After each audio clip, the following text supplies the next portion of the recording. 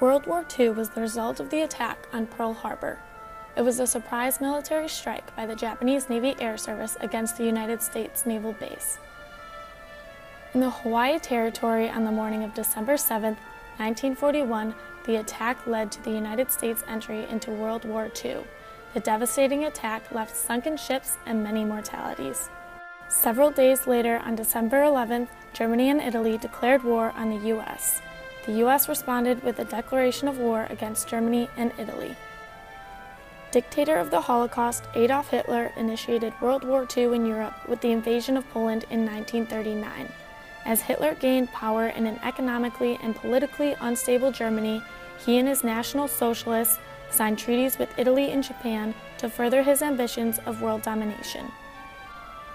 Radio had become the primary source of news and entertainment for most American households during the war, and as conflicts progressed, people grew increasingly dependent on radio for updates on the fighting happening overseas.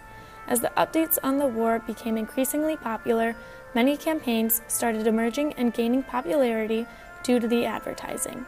The radio was the main source of promoting awareness of the campaigns Rosie the Riveter and the Do Less So They'll Have More.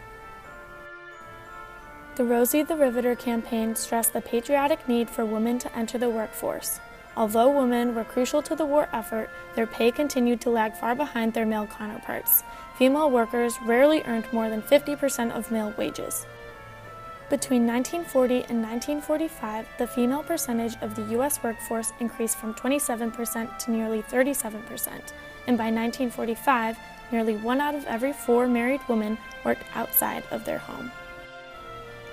Not only were the numbers increasing for women in the workforce, but also for the education system.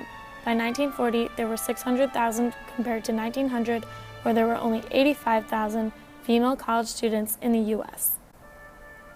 As women took over male farming jobs in preparation for the war, the fear of attack by a majority of Americans led to the need of sacrifice for victory. In 1942, a rationing program was established that set limits on the amount of gas, food, and clothing consumers could purchase. Families were issued ration stamps that were used to buy almost anything. The United States released posters in which Americans were urged to do with less so they'll have enough. Farmers in the Midwest were producing more, so they had an abundance of resources at hand for the men fighting in the war. By the end of 1941, farming income was higher than at any time since 1929. Between 1940 and 1945, net income for farmers increased from $4.4 billion to $12.3 billion. This is why many farmers were able to sell their farms because they were in such high demand. The 6-year-long Battle of World War II has greatly affected the United States in many ways. The initial results were devastating, but the overall impact made many opportunities available in the future.